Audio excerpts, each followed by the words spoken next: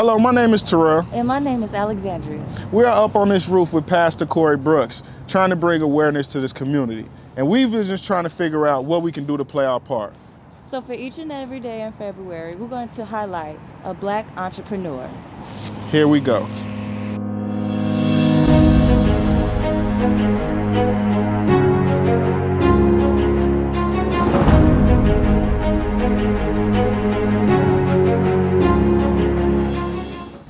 Hi, my name is Evangelist Paulette Holloway Rush, and I am the First Lady of beloved Community Church of God in Christ, the wife of Pastor Congressman Elder Bobby L. Rush.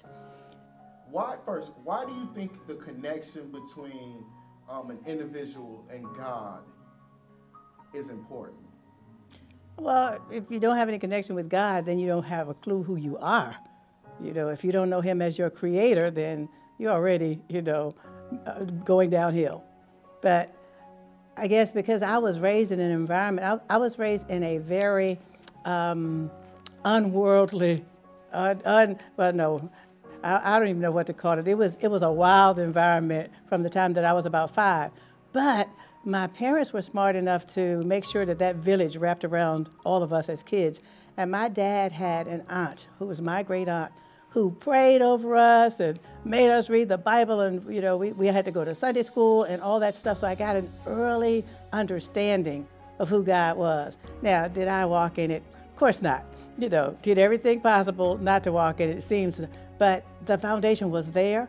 So as I became more mature, especially after I moved from Virginia to Washington, D.C., I discovered that I needed to know who the Lord was so that I could know who I was. And that started my trek. You were telling us that you had a close relationship with the civil rights movement. Can you speak a little bit on that? Well, my parents bought what we called the store when I was 5 years old. So we're talking, lest I go ahead and date myself, we're talking, late 50s. And my parents were very civil rights minded, very civic minded. And so the store used to host meetings for, back in that day, the Southern Christian Leadership Conference was very strong, and they used to host meetings for that. My family was one of the families that, after Brown versus the Board of Education, and schools were supposed to be integrated, they were never integrated in Surry County, Virginia, where I'm from. And my family, along with several other families in the county, my parents were brave enough to try to enroll children in the public school. That shut the school system down in Surry County. I wasn't actually old enough at the time when that happened to be in the first grade, but families were, it was about 6 families, if I can remember, and it shut the school system down. So you could kind of get a sense of what kind of parents that I was raised with. My parents were poll watchers. We went out, we did voter registration. I was a young person, a kid. I don't even know that I was in my teens yet when I learned about voter registration and poll watching and that kind of thing. And when I got into the 10th grade, my mom actually sent me to live in the next nearest town, which was Hopewell, Virginia. My mom's first cousin, Dr. Curtis Harris, was one of the men who marched in the front lines with Dr. King and John Lewis across the Edmund Pettus Bridge. So he was, extreme civil rights activist, and I lived with them for 3 years and graduated from high school out of their house. So just a lot of civil rights background. Do you think that Brown versus education was a good choice?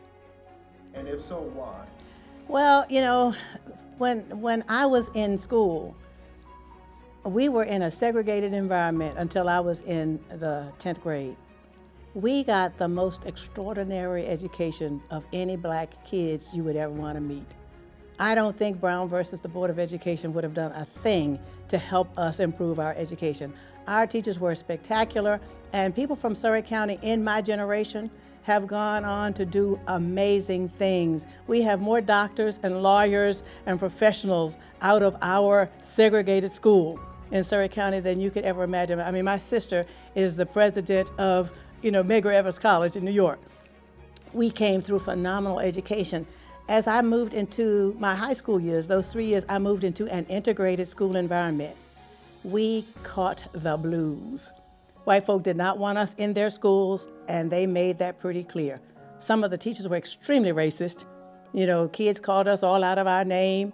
I got into a couple of scraps because it was tough. So I think the disadvantage that we had with Brown versus the Board of Education being activated and schools being integrated is that black folk, because we had been held back, so to speak, because of that, I think we wanted to become like the white folk. I think we assimilated, and we took on so many unsavory characteristics that we would not have encountered had we stayed in a segregated environment. Now, had the school systems been equal, then that would be one thing. But of course, all the resources went to the integrated school.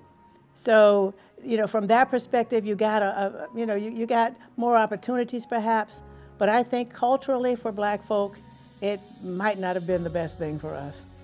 You was walking in those schools and going through that, and you were getting that backlash. Like, what was going through your mind at that time?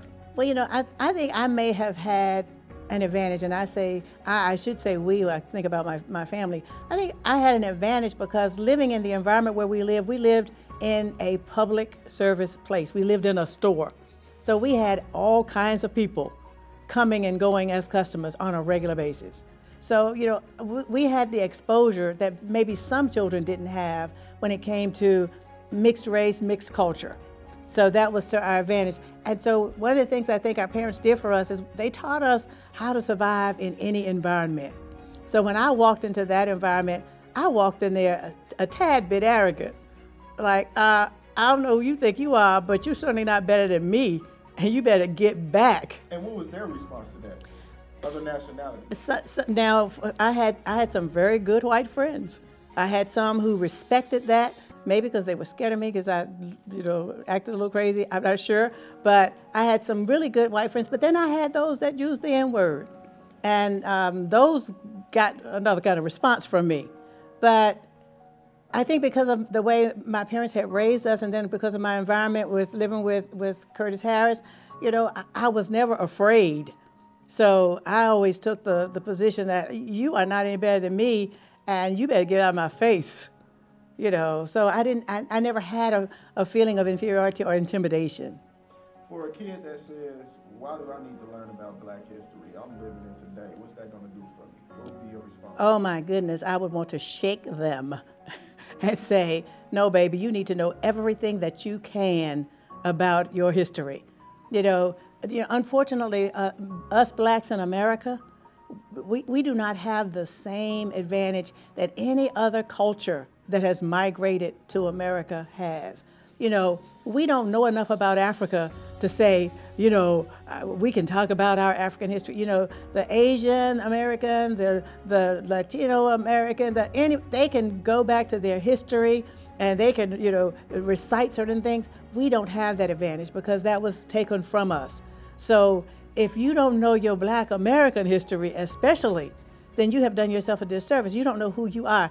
It took some serious resilience to be able to make it through the Middle Passage and get into America in the conditions that we were brought here in, and then survive that and survive slavery and survive Jim Crow. We've got some serious resilience, and we are brilliant people. If there were no blacks in America, somebody did a poem on what would happen if there were no blacks in America. There would be no traffic lights. There would be no iron. There'd be no washing machine. We need to know those things. So I would say to any black person, any kid growing up, know your history so that you can have some sense of pride, some sense of who you are. It's important. Slavery happened a long time ago. Get over it. We made up for it. Well, yes, slavery did happen a long time ago, but unfortunately what it did for so many of us as blacks is that the emancipation didn't take away our slavery mentality. So it's hard to get over it. It's hard. And it takes a certain amount of perspective on who you are in order to get through it. I don't know that you get over it, but it takes a certain amount of perspective on who you are, and it takes a serious knowledge of who you are in Christ in order to get through it. Because otherwise, you're always mad or you're always defeated. I was going to say, because that's a great point, the mentality. Can you give us examples, and how do we get over that? slave mentality? Well, I think sometimes we use our slave history as a crutch. I think we get over what we want to get over. I think that if we could understand that we didn't ask to be slaves, we didn't ask to come here. We were brought here against our will. We're the only free labor that came to America against our will. If we could understand that now that we're no longer in the slave trade, we no longer have to live in that place of slavery in our mind. When the Emancipation Proclamation was signed, there were so many black folk who knew nothing else but slavery. So they didn't know what to do. So they stayed with their masters. They stayed on those plantations. They stayed and gave their lives to what they knew. But there were those others, those Harriet Tubmans of the world, who were saying, I didn't come in this world to be no slave, and ain't gonna stay now one either. That's a poem that I had to learn years ago. But I think that we use that whole mentality as a crutch. I think we allow ourselves to be defeated because we can't get past the fact that at least when we was with the master, we ate. We might not have ate nothing but the scraps, but we ate. When we was with the master, we had somewhere to stay. And I'm saying, but no, you can do better than that. You can make your own way. God's given you everything that you need to make your own way. Let's walk in that. Why become a writer?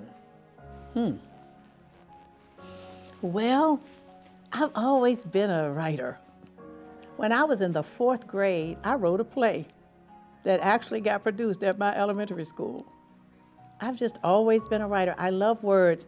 I was an English minor. I'm a social worker by profession. That's my degree training. But I was an English minor because I love words. I wrote poems. I don't know. I've just always been a writer. I've always liked to express life through words. Where do you get your inspiration? From anything. I love nature. I love the water. I am so excited to live a few blocks from Lake Michigan until I just don't know what to do. Love the water, but I can see a cloud and write a story about animals that I can see shaped in the clouds. Or I can see, there are birds outside of my bedroom, and I imagine them, talking to each other and saying, man, we don't even have to work hard for food today. They left a bunch of stuff. It doesn't matter. I can get inspiration from anyway. I get inspiration from kids. I love little people, and I love old people. So it could be anything that would cause me to go, I think I could write about that. So, can you give us a time in your past where you knew that your skin color spoke loud? Well, I'm going to do the unthinkable here, and I'm going to talk about us black folk in answering that question. In rural Virginia, and I'm thinking that this is probably just true of the South, period, in my era. In rural Virginia, it was clear that your skin color, even in the black community, was important. My dad's mom basically passed for white until she was 25. She was Native American and Afro-white American, because her father was half white from slavery era. My grandmother was born in 1900. And so she had blue eyes, and she looked like a basic little white lady. She married a man that was so dark-skinned in rural Virginia. They used to laugh. They said he was so black, he was blue-black. So she had these 5 boys that were all, brown-skinned boys. And my dad, I am the only grandchild of all of her grandchildren who came out with green eyes. I don't know how that happened. But I actually got privileges in a lot of places simply because I was somewhat fair-skinned with green eyes. What do you mean? I got to do things that darker-skinned kids didn't get to do, because black people can be just as skin-conscious, color-conscious as white folk. And that was... Like for what? Like for what? Like what were you able to do that... If there were children being chosen to do something, say at school, you know, like for a play or a part in a play or a singing part because I could sing, then sometimes I got chosen because I was light-skinned with green eyes. And the person who might have been a better fit for it talent-wise didn't get chosen. And there were times that I got to go into places that other kids didn't get to go into simply because I was lighter skinned. And did you notice that back then? Not initially, but ultimately, yes. And to take that a step further, I did a missions trip to Haiti. And when I got to Haiti, the missionaries that I stayed with took me to do a women's session at a particular house. They took me to some very well-to-do Haitian women. It was 6 women. They were my complexion or a little lighter, and they all had green eyes. And the reason that I got to go was because I was fair-skinned with green eyes. They did not, the caste system in Haiti during that time, I don't know if it still is, was so severe that they could not go to where dark-skinned Haitians were.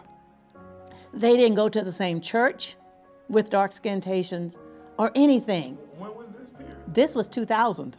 I went to Haiti in 2000. And I got to go minister to these women simply because of my skin color. So it was just as severe in the world of color as it was in the white world. But in the white world, it was really not as distinct because we were all black. You know, when I was in high school, we were all black. Why teach empowerment? Why do you hold so many conferences? Why do all of these things? You can be at home relaxing right now. Well, I mean, I guess I've always been that person to inspire other people. And before I really knew the Lord and started ministry to women, I was always everybody's confidant. I always thought that there was something straight across the top of my forehead that said, just tell me your business. It just seemed like it was that way. So even before I knew ministry per se, I always had an interest in seeing that woman do better. You know, my girlfriend do better, you know, whatever. And people would call me and say, this is the situation. Girl, you need to do so and so and so. You need to stop that and do that. You know, that's just, and that was as a young person. So as I became a social worker and I saw the plight of the women that I worked to serve, it just, somehow I knew, like, we can do better than this. We don't have to be the victim. So it was important that I just start giving people hope, I guess. And then, of course, as I got saved and I knew the importance of women's role in the church, that, you know, even though society says that, you know, church is a dominant male, you know, arena, that God, the word is so clear and there's so many powerful women in the word. I started paying attention to what the women were doing and how they were doing it, and started picking favorite characters. You know, I can use this part to do this part, and then looking at the ones that I thought were doing some dumb stuff and going, nah, don't want to be like that. That doesn't help us at all. So I think a part of it is just my personality, a part of it was my environment, but I know mostly now is because the Lord has just shown me, and I think maybe gifted me to encourage other women with real life. I think my role as a Christian woman is to make sure other Christian women know that Jesus is available and applicable, that he's not this pie in the sky figure, you know, that's not real. So, you know, I tell people I'm a social worker by profession, but I'm a teacher by calling, because my call is for you to get it. So I have this way of being able to explain things in such a way that you get it. So if you tell me you read your Bible, but you don't understand it, then that's the problem for me. So I need to be able to help you understand that so you can apply that to real life, because the Bible is designed to apply it to real life. So I know no one that knows the Bible like you. Where did that love come from? Because, like, you can have a love for something, but to actually be educated and know everything about that subject, it's hard. Where did that start, and how did you do that? Well, Okay, when I moved to Washington, D.C., I encountered a friend who introduced me to Jesus as real. Now, I had been in a church all my life. I was raised in the church, doing everything I wanted to do, but I was raised in the church. I knew church, and I knew of the Bible, read it, knew some passages, but not seriously. But when I moved to D.C., a friend of mine took me on a retreat that changed my life. I actually found out that salvation was real and Jesus was real, and from that day forward, my life changed. So I don't know, I guess God just drew out of me this desire to know. So I just started reading. I didn't read in any particular style or any purpose. I just started reading. I started reading the New Testament. And then in 1986, one of my best friends gave me a journal for Christmas. She gave it to me on New Year's Eve. And in the journal, it was a prayer journal. And she knew I liked writing and journaling and that kind of thing. But in the journal, it was a section where you would read the Bible through, as you did your journaling. And that year, in 1987, I began reading the Bible from the beginning. Genesis, I read it all the way through that year. I have not missed a year since then. I have read the Bible through every year from Genesis to Revelation since 1987. This is now 2022. I don't know how to do the math. Why is the importance of hard work so important? Well, I guess one of the things that our parents did for us is put us to work as little children. Again, we owned this store, and we had to work in that store. Now, again, my dad was an amazing provider, so it's not like we lived in lack. We lived, as children, we didn't know we were poor because we lived comfortably, better than some of the other kids that we knew. But my dad had a perspective on material things. When I was 16, my dad bought a brand new 1969 Chevrolet Impala, fully loaded. He loved new cars. I kind of got that from him. So I got to drive the new car because he would let me drive the car to choir rehearsal. It rained. I had an accident with that brand new car. I was terrified. They had to get a tractor to get me out of the ditch. When I got home, I was waiting for the shooter, And my dad said to me, he used to call me baby girl, I can always get a new car. I can never get a new you. That changed my life. It gave me a perspective about things that has influenced my entire life and how I live.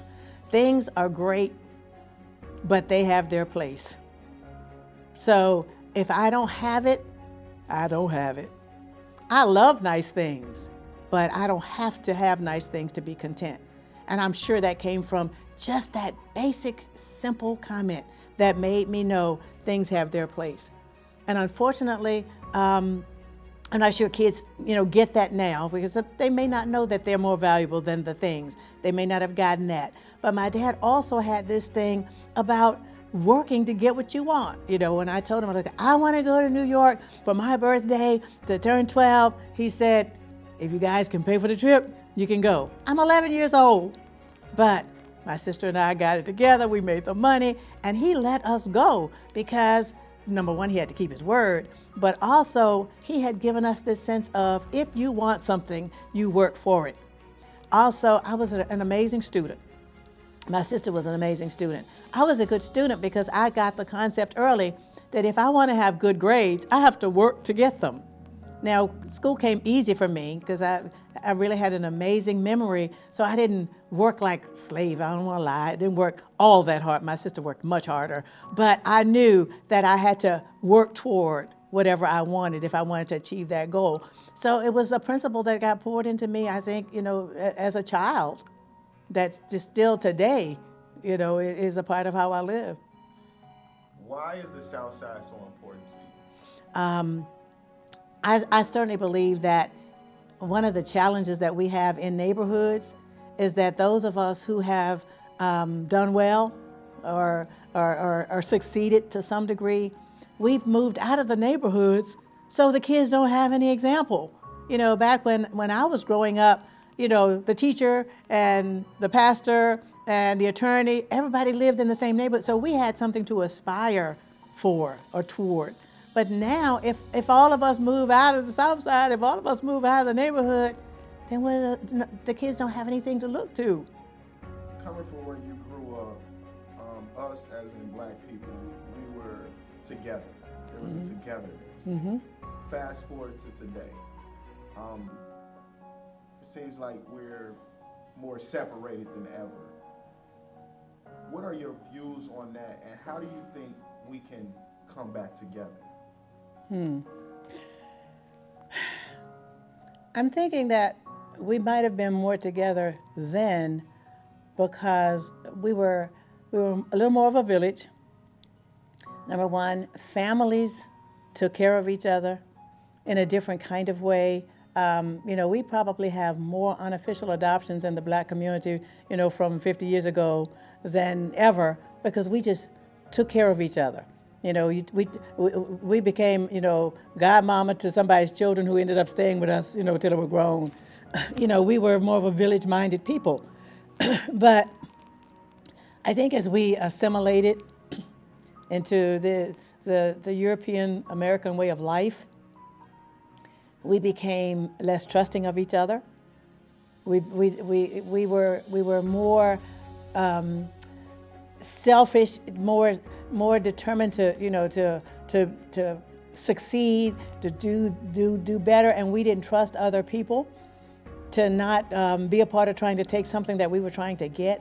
I think that certainly happened to us. I think that's still prevalent. I mean, and even though I'm sure that existed some, 50 years ago, 60 years ago, I think it has definitely waned over the years. That sense of community has changed into a it's all about me kind of an attitude, which is really unfortunate, I think, for any culture.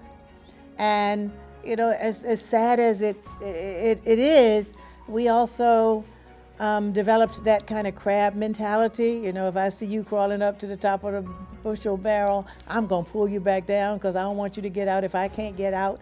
I think some of that has stemmed from slavery and white people putting black people over other black people as the person to whip them in shape.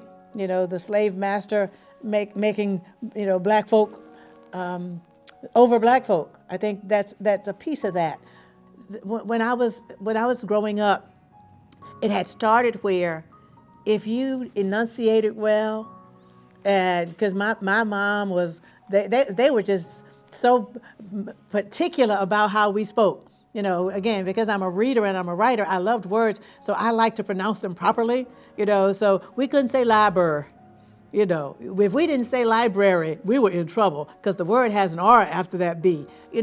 And if we did that appropriately, there were the other black folk who said that we was trying to be cute, that we was talking proper, that we was talking like white people, when all we were doing was enunciating properly. How did that make you feel, those comments? That they were silly, that they didn't have a clue, because it never did change how we talked. We just kept doing what we did. But again, it was that mentality, that unfortunate slave crab kind of mentality, where if you're doing something that's seemingly superior to me, and that's totally your perception on how you see you, then you're trying to be uppity. You're trying to be better than or whatever. And all we're trying to do is be our best, period. So, go ahead. For that little boy or girl that's watching this, looking at you like, oh man, she's done so much, she's accomplished so much, that doesn't think they can be that doctor, that lawyer. They're just trying to eat today. They're just trying to survive through the day. Mm-hmm. What would you tell them? It's doable. I don't care what your beginnings are. When I graduated from high school and I started college, I was married, and I was married to a person who was not necessarily supportive of my going to college. And he used to do things such that I couldn't get there. I hitchhiked 30-some miles to go to college. And I did what I had to do despite the odds. So Did you hitchhike once a year, or what you mean? I hitchhiked every day to get to school. And I graduated in 3 years from college with honors. But I knew I had to get there. With a baby. When I started college, I had a 9-month-old son and lived in rural Virginia and went to school 30 miles away. Now, there were many days I did get a decent ride, but if I didn't, I wasn't going to stop. So if the conditions are adverse, so what? If you want to be something, you can be something. It does not matter. You know, my parents were not rich, educated people. My dad had a 7th grade education, but he knew he could be an entrepreneur. So with a 7th grade education, my dad was one of the few black folk in our entire county that owned a store with a 7th grade education. So it doesn't matter what your beginnings are. It doesn't matter if you're poor. It doesn't matter if you're scraping to get some bread. If you want to be somebody, you can be somebody. All you need is a little bit of hope.